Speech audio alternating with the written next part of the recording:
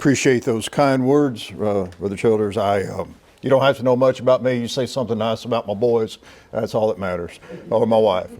And I'm assuming that this mic is working. I just put it on. Good, great. I was told that we have a new camera system and I get to be the guinea pig. And I said, you know what? I may be good for nothing else, but I am a good guinea pig. I was asked to suggest some possible topics for this lecture this morning, and so I suggested some, and this was one of them, the debates of Alexander Campbell. And throughout the study and the preparation of this, there's been one recurring thought in my mind as I have dealt with this subject, and that is, Michael, what in the world were you thinking?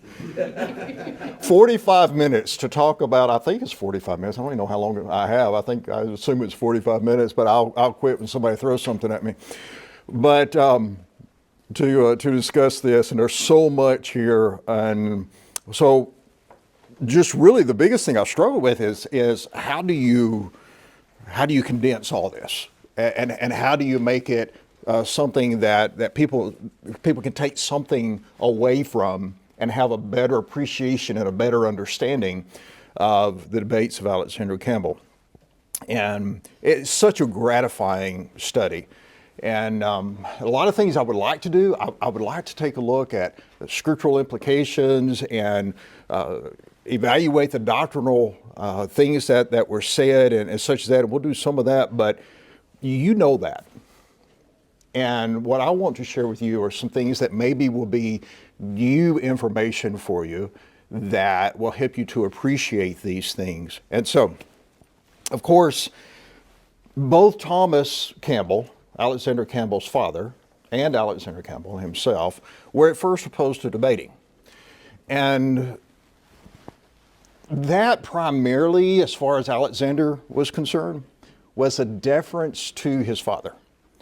And that was something that he had been taught, that public oral debates were not conducive to the unity that the Restoration movement was striving for.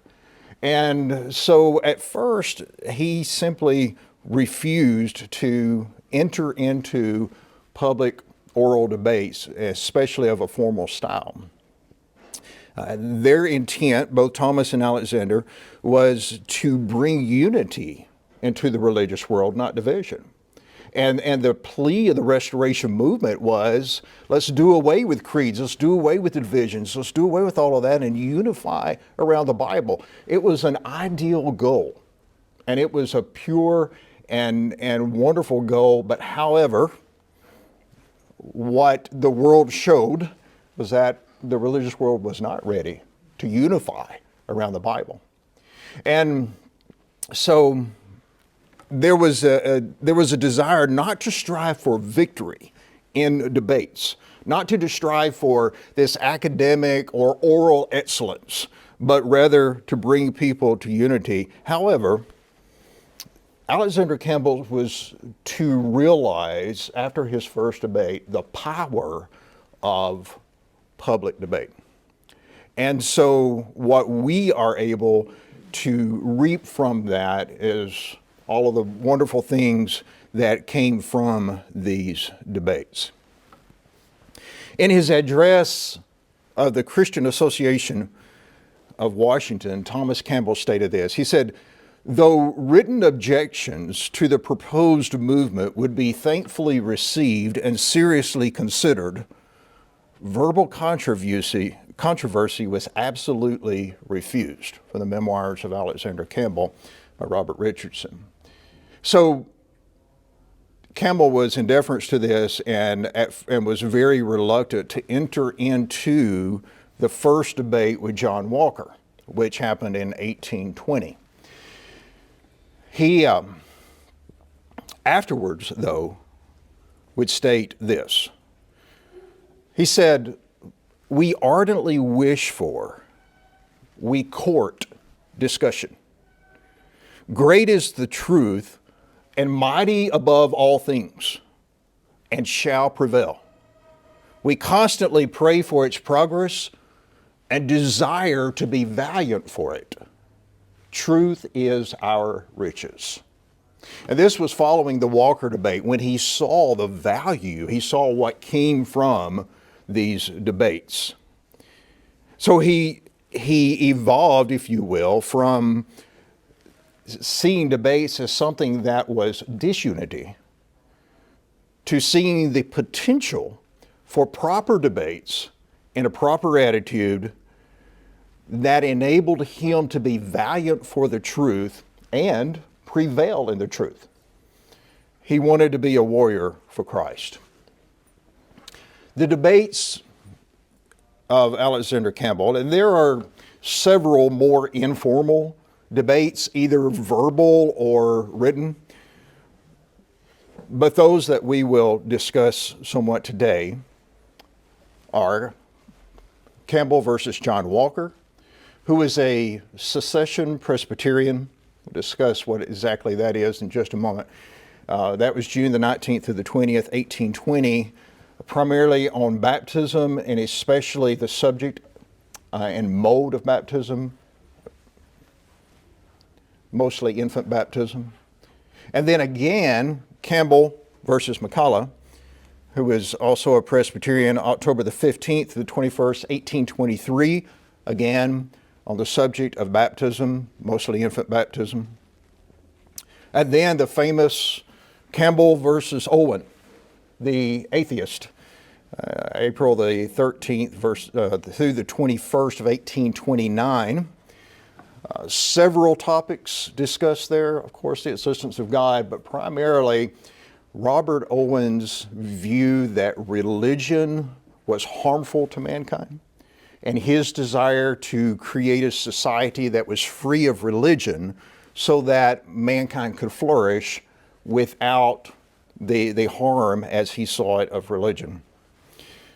And then there was a rather informal debate that we won't spend more time on than a mention, and that was Campbell versus Obadiah Jennings. And this was more of a series of informal discussions that Campbell would have with Obadiah Jennings as he would pass through Nashville.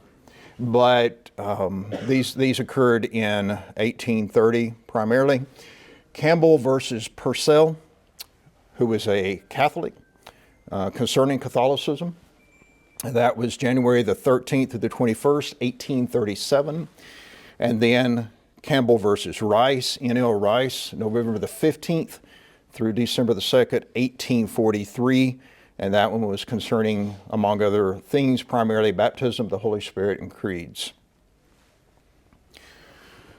One of the struggles that I have encountered in preparing for and seeking to deliver this is there's so much about certain debates that I want to talk about, but we don't have time. Okay, so I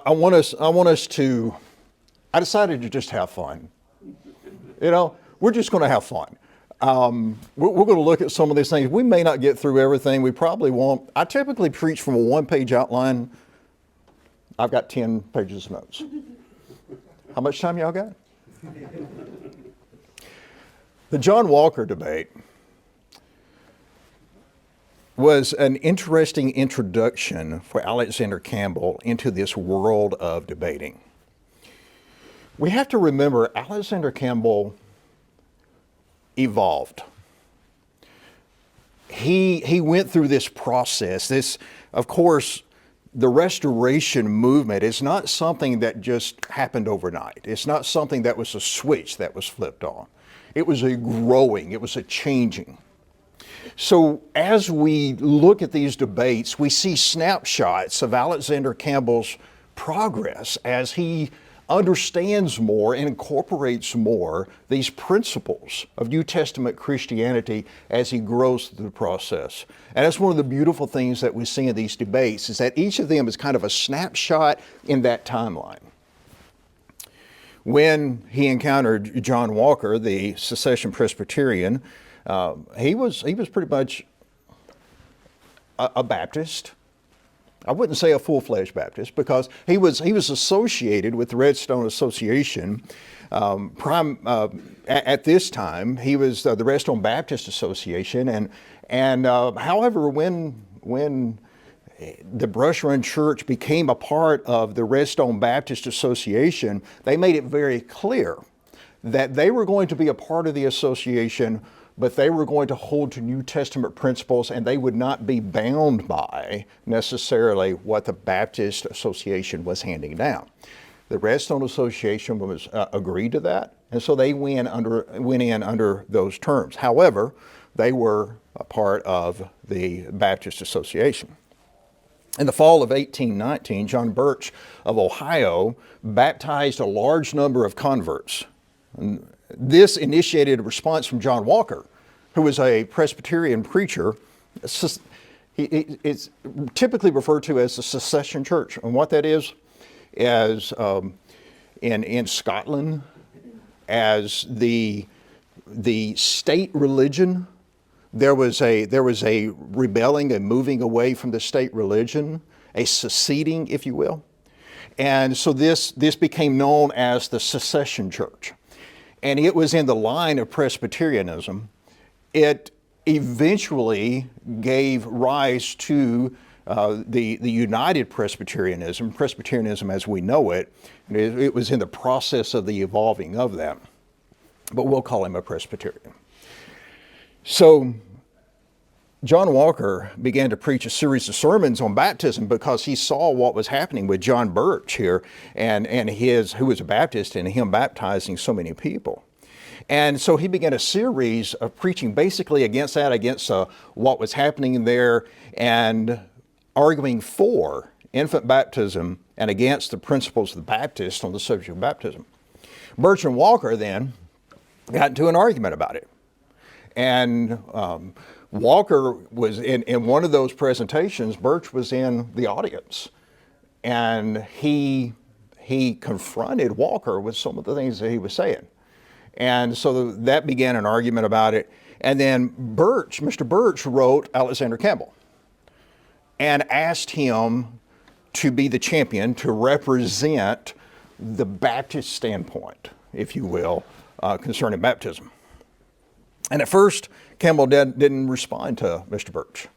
And then so he wrote him again. And he still didn't respond to him.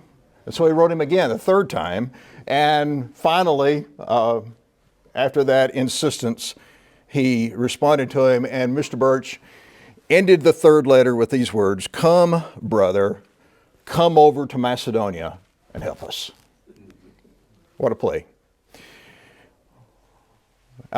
Alexander then went to his father and talked with him about this, and talked about the need for truth to be defended.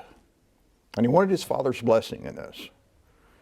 And in spite of the reservations, and in spite of Thomas Campbell's reservations at first, they came to an agreement. He accepted the challenge. And then upon hearing that Alexander Campbell was willing to debate him, Walker wrote Campbell and informed him that he had chosen a moderator, Samuel Findlay, and Campbell then chose Jacob Martin as his moderator. Another interesting thing that you see in these debates as you go through the debates is you see the use of moderators and how it changes, and how that the formality of debates develop. I believe that Alexander Campbell was actually very influential in forming the mold of debate, of professional and debates that would follow a certain guideline. So the rules of the debate were agreed upon as follows. Each speaker shall have the privilege of speaking 40 minutes without interruption. If he thinks proper to use them all, Mr. Walker shall open the debate, Mr. Campbell shall close it. The moderators are merely to keep order, not to pronounce judgment on the merits of the debate. The proper subject of the ordinance of baptism is first to be discussed, then the mode of baptism. In other words, infants or adults first, and then a mode, which is what they refer to as effusion. So effusion basically is sprinkling or pouring. And of course, Alexander Campbell arguing for immersion. And then, of course, the debate must be conducted with decorum, and all improper allusions or passionate language guarded against. And the debate shall be continued from day to day till the people are satisfied or till the moderators think that enough has been said on each topic of the debate. Now, these rules are important because when you look at the debates, you see that they weren't followed. That shows just how important they were. So Mr. Finley, for example, the moderator for Mr. Walker, took it upon himself when he saw how terrible a job Mr. Walker had done and how soundly he had been defeated in 2 days. He took it on himself to try to repair the damage. And one of the rules was that the moderators couldn't be involved in the debate. The audience was not in favor of that, and he was pretty much dismissed by the audience with hisses and laughter. But the debate began Monday morning, June the 19th, 1820, in Mount Pleasant, Ohio. I'll share with you how Alexander Campbell, or rather how Mr. Walker first, began the debate with a speech of less than a minute. He said, "My friends, I don't intend to speak long at one time, perhaps not more than 5 or 10 minutes. Remember that they have 45 minutes in the rules, and that this debate did not have an end time. It would continue until both speakers were satisfied." And he said, "I'll therefore come to the point at once. I maintain that baptism came in the room of circumcision." That term is going to come up a few more times as Alexander Campbell continues to debate this with other Presbyterians and those who hold to infant baptism, or pedobaptism as it is referred to. And that it's in the room of circumcision. So in other words, we have to remember something else. Remember that Thomas Campbell caused quite a stir whenever he spoke on the distinction between the New Testament and the Old Testament. And this was a religious world that did not see a distinction between the Old Testament and New Testament. And just like many do today, and that's something that I try to teach people in my classes whenever we talk about personal evangelism and things of that nature, is remember that the people that you're talking to, when they go to the Old Testament, they don't see that distinction quite often that you do because they haven't been taught that way. And this, of course, occurred. And so Mr. Walker said, well, baptism is in the room of circumcision, and circumcision was given to infants, 8 days old. And so, therefore, baptism is given to infants because it is in the room of circumcision, and it stands in place of it in the New Testament. So, that was a very interesting approach, and one which Alexander Campbell soundly defeated several times. The two main points of the contention in this debate was the subject of baptism, that is, that Walker affirmed infant baptism, pedobaptism, Campbell denied it, and then the mode of baptism, Walker affirmed sprinkling and pouring, effusion, Campbell affirmed immersion. Walker began by stating that the old covenant was given to babies and therefore they should be recipients of the new covenant. He affirmed that baptism was the equivalent of circumcision.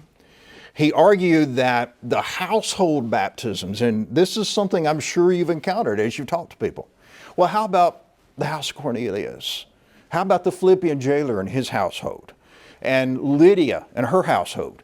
And these household baptisms. So this was an argument that was used in this debate, that these household baptisms demonstrate that infants would be baptized because they were part of these households. Now, I'm not going to go into the details, we just don't have time. And I've already spent more time than I should on this one, but I think it's important because this is the first debate. And it sets the pace for the rest of them. And Alexander Campbell did a remarkable job of demonstrating that infants could not have been a part of this process of the baptism because they did not meet the qualifications of the things that were said, as in that they believed with all of their heart. And of course others as well, but I will leave that to you to go back and find. What I want to do is try to whet your appetite, and hopefully you'll go and research more of these details. Walker then asserted that the early church practiced infant baptism, thus it was valid. Now, by early church, he's talking about what, of course, typically referred to as church fathers, and second and third century. And Campbell, of course, said yes, there was infant baptism mentioned, but he demonstrated that it primarily was mentioned in the light of denouncing it.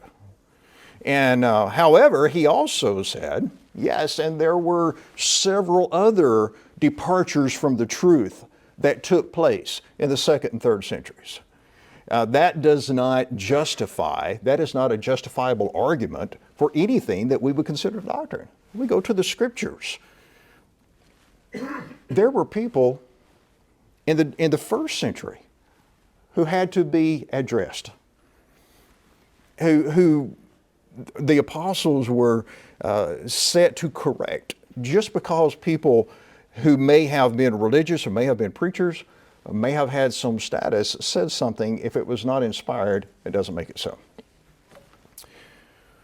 So then, as this debate concluded, Campbell issued this challenge. And this challenge was what led to the next debate. He said, I this day publish to all present that I feel disposed to meet any Paedo-Baptist minister of any denomination of good standing in his party, and I engage to prove in a debate with him either viva voce, that is orally without writing, or with a pen, that infant sprinkling is a human tradition and injurious to the well-being of society, religious and political. Now, it was a general consensus that Campbell won this debate. As a matter of fact, he was very surprised at the beginning of the second day whenever Walker came to him with his moderators and said, hey, basically, we're ready to end this thing. and it cut the time down, and it was over. So that was a resounding success for Alexander Campbell, and it demonstrated as word of it got out. And of course, Campbell, he published this debate as he did his debates in general, and he saw the value also of that, but not the debate itself per se, although that was very valuable, but being able to publish it and to publish these ideas and to put them in contradiction to each other, to juxtapose one doctrine against another and show how that the Bible upholds what he believed and what we believe. So there was another thing about this first debate, this John Walker debate, that I think is very important. This may be something that's easy to miss. Alexander Campbell had become quite discouraged in his efforts to teach the principles that we now call the Restoration movement, the Restoration principles. They were not having the success that he had hoped they'd have. People were not responding like he hoped they would. And, it's kind of like you go into a Bible study sometimes, and it's just so clear to you, and you think, well, anybody could see this. They're going to see this. They're going to accept it. And they say, yeah, I agree with that, but then they make no changes. And you know how discouraging that is. Well, time after time after time, he's facing that. Well, this debate with John Walker and the results of it inflamed in him and encouraged him to pick up the mantle and go with it. Where he had reached a point where he had become very discouraged in that. That's important. You realize that history as we now know it in terms of the Restoration movement could have been very different if he had not entered this debate. And if he had not seen the value of it and been excited and inflamed to pick up the mantle and go forth with it. He said, it was not until after I discovered the effects of that discussion that I began to hope that something might be done to rouse this generation from its supineness and spiritual lethargy. Because of this, it might be argued that the Walker debate was the most important one of all. It's a minimal debate when you look at it in terms of the length of time and the opponent that he had. but the value of it when seen in this light, I think, is great. So that challenge that Alexander Campbell ended with at the end of the Walker debate brought about the next debate. And so it was in 1823 that McCullough responded to that. He was a Presbyterian preacher also, previously a lawyer from Augusta, Kentucky. And interesting little tidbit here, his name is actually spelled differently in different sources, whether you're looking at the memoirs of Alexander Campbell or different ones. But he actually spelled it. I was actually reading his recording of the debate, and he spells it M''Calla. Typically, you'll see it as Maccalla or Mccalla, as Richardson spells it, but McCullough spelled it M'Calla, which I thought was just interesting. He proposed 21 questions to Alexander Campbell in correspondence with him, and there was an exchange of letters, and Alexander Campbell published those. Whenever he later published the debate, he published this exchange of letters, and what you see in it is really petulance on the behalf of McCullough. And basically, everything that Campbell would propose, he would say, well, that's not fair. And so Campbell finally said, he said, well, it's not fair for you to want to have the closing argument. Like he'd seen that Campbell had the closing argument with John Walker. John Walker had the opening argument, and Campbell had the closing argument. He said, that's not fair. It's not fair that you want me to begin. And Campbell said, well, you challenged me, so you should take the affirmation, and which means you should open it. But he said, finally, after some correspondence back and forth, he said, I'll tell you what, I will let you open it and close it. And you can take as much time as you want. And he started giving him all of these things. He said, I'll let you do this, I'll let you do this, and which looked very unfair. And so what did McCullough say? He said, well, that's not fair. You're trying to make it look like you're giving me the advantage.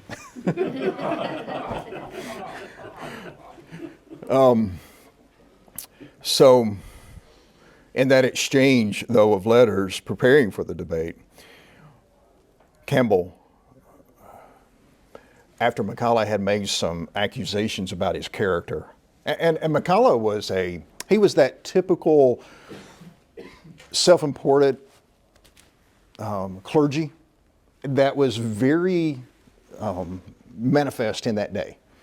That was one of the things that Campbell was fighting against.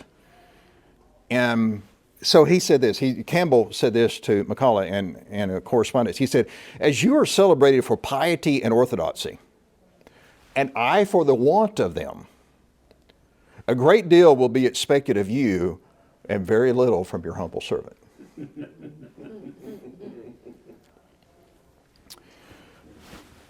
So it was at this time, as Campbell and McCullough were in this correspondence and preparations were being made for this debate, that something else happened in Campbell's life which was important in this process. And here's another case where there's an unintended consequence of a debate that I think was very important in the timeline and pivotal in how things developed.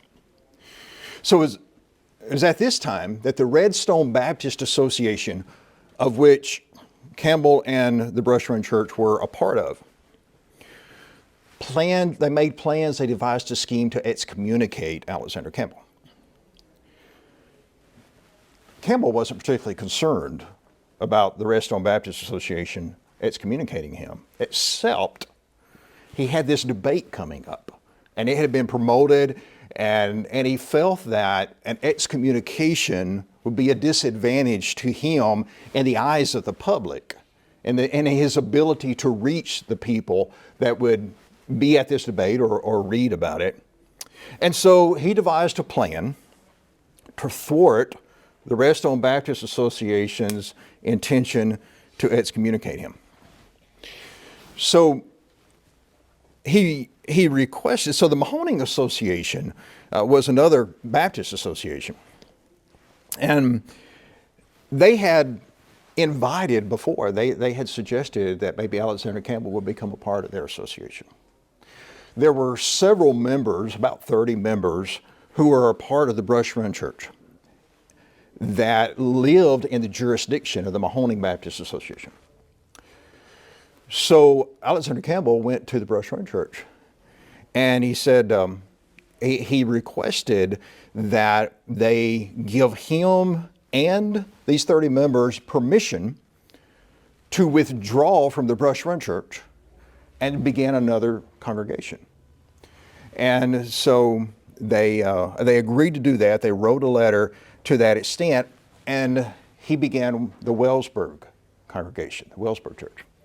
And the Wellsburg Church then was incorporated into the Mahoning Association. What does this mean? This means that Alexander Campbell is no longer a part of the Redstone Baptist Association. So when it came time for the Redstone Baptist Association to meet, they had sent messengers out to all the churches and ensured that the representatives from the churches that they called messengers that came to the association meeting would be anti-Alexander Campbell, so that they would have the vote to excommunicate him. And so whenever they read the roster of the messengers, the messenger from the Brush Run Church was not Alexander Campbell. It was Thomas Campbell and another gentleman. And they were disturbed. They said, why isn't Alexander Campbell's name on here? Why isn't he a messenger? And he just sat there and listened. He was in the audience, and he just sat there and listened until finally they asked him, and he said, well, it's very simple. My name isn't there because I'm not a member of your association. I am now a member of the Mahoning Association. And he was quite amused by the result of that and the effect that it had on them. There was surprise and dismay among the clergy of the Redstone Association when they found that Alexander was now a member of the Mahoning Association and they could not excommunicate him. So the McCullough debate, it was time for the debate to begin. And there's an interesting story of something that happened. Mr. Campbell's reputation had preceded him to a wider extent than here is indicated, Haley writes in debates that made history. He says, as it is shown by a good, strong story told by his moderator, Jeremiah Vardaman. He calls him Reverend Jeremiah Vardaman. I call no man Reverend, so we'll call him Jeremiah. As this gentleman was on his way to the debate, traveling in a gig, he overtook about 11 miles from Washington a man on foot, and hailing him, inquired whither he was going.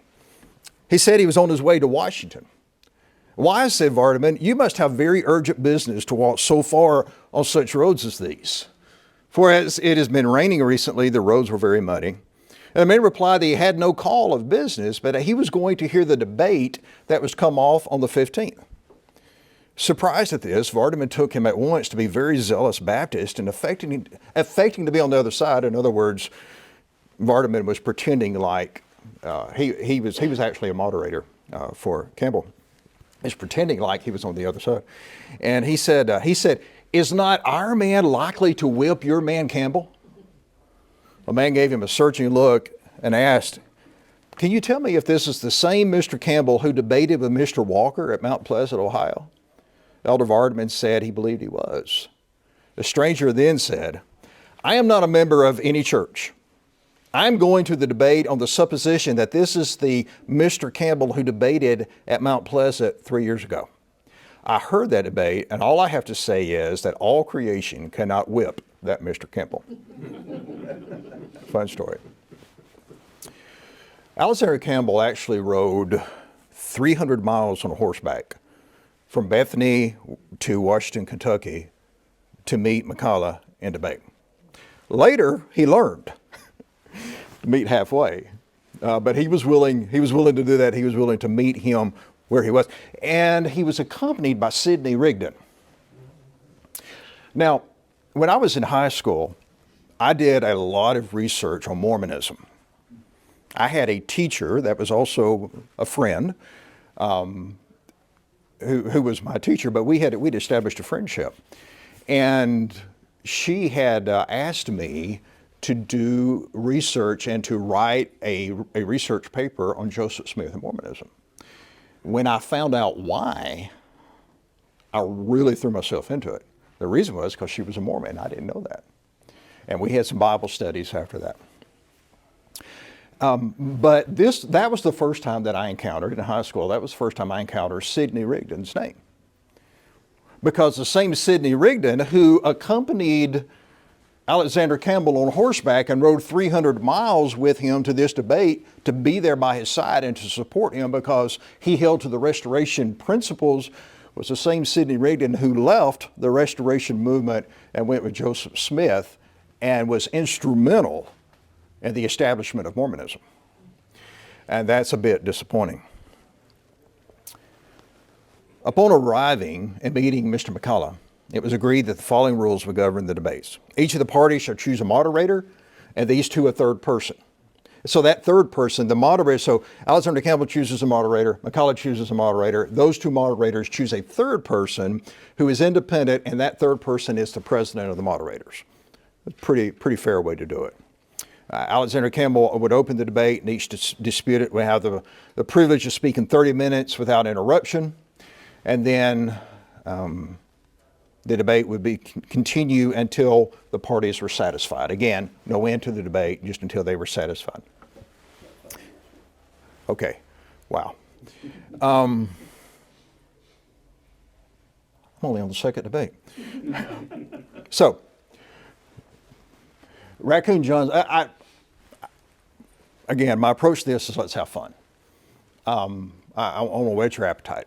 And so Raccoon John Smith was asked a question about this debate, a question about Alexander Campbell. And Campbell had made this comment. Remember that at this time he's a Baptist, but he's not a typical Baptist, but he's moving away from that. The Mahoning Association ended up dissolving because they adhered to more of the Restoration principles than they did the Baptist principles. And so Campbell was in the process of arriving at the conclusion that baptism was for the remission of sins in this debate. One of the important things about this debate, it shows that snapshot, but he had not yet completely arrived there. So he made this comment. He said, the blood of Christ then really cleanses us who believe from all sin. Behold the goodness of God in giving us a formal token of it by ordaining a baptism expressly for the remission of sins.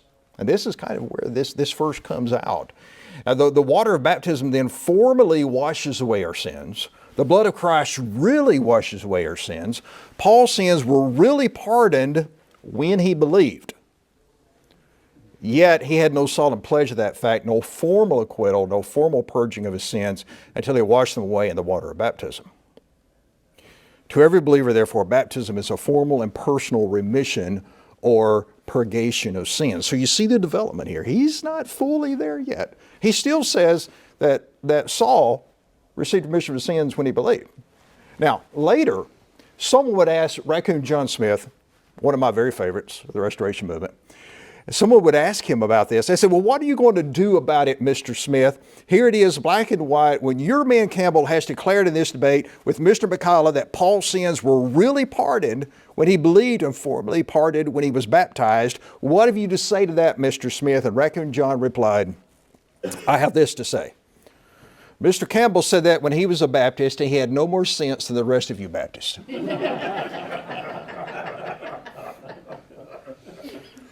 So, and then of course, Campbell would debate Robert Owen.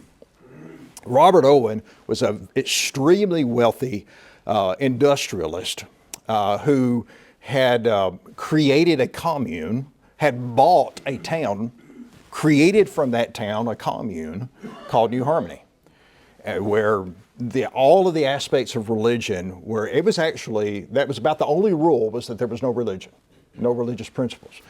And he believed that religion was what was holding mankind back. and that religion was the source of wars, and sometimes it was. But he painted that broad stroke. That a lot of people do. They'll see what's happened in Catholicism. They'll see what's happened with certain things, and they'll just paint all believers with that broad stroke. And so Campbell debated him. Now, there was a Dr. Underhill who adhered to Owen's principles, and it was requested of Campbell that he would debate Dr. Underhill, and he said that he refused to draw a bow save against the king of skeptics of the city of mental independence. And that's what he constantly referred to New Harmony as, the city of mental independence. And so this debate then took place in Cincinnati, Ohio. And in it, he engaged in a great debate with Owen. It was a debate where they were very amiable to each other. Owen was actually more amiable with Alexander Campbell than these clergy, which kind of shows you what this false piety does to people. So at the conclusion of the debate, Campbell did this demonstration. He said, if you are here and you believe in Christianity and you believe in the Christian religion and an interest in it and want to see it pervade in the world, please signify it by standing up. There were over 1,200 people present, and almost every person stood up. And he said, please be seated, and then if you believe in what Robert Owen has said, basically, please stand up, and 3 people stood up. And that debate is what gained Alexander Campbell credibility in the world in general, and especially the United States, but even in the world, as the media was really intent in covering this debate. Not so much the others, but here's this world-renowned atheist, and this guy that's leading this new movement. And it really gave credibility in the eyes of the media as he resoundingly defeated Owen in that debate. Later, he would debate Purcell, a Catholic, concerning Catholicism, and this was in 1837. And then he would debate N.L. Rice, and again, in concerning Catholicism. So I believe my time is up. If anybody has a couple of questions. Any questions? Yes. So was Alexander Campbell's, was he ever threatened, did he ever have to fear about, I guess, retaliation from people after some of these debates, or even just as he became more prominent? So I've not read anything. You may know. Yeah, he was in prison in England for his preaching, but Yeah, but as a result of the debates, any. Well, that's what gave him his popularity. Right. They all knew who he was when he was coming there. Right. But Yeah. he was imprisoned over slavery. Right. And he and Barton W. Stone, they have to remember that this is, so if people put the beginning of the Restoration Movement in different places, but if you put it, you start seeing what I believe are the promotion of those principles about 1801. And if you look at a map of 1801, Tennessee is the western frontier. So what they faced, Barton W. Stone actually had to run for his scalp from Indians. And so there was always those dangers. But in terms of specifically as a result of debates, I'm not aware of any. I'm sure you probably would have come across it at some point if there was. I would assume. Any other questions? Good question. I like that. Thank you. okay, it's dismissed.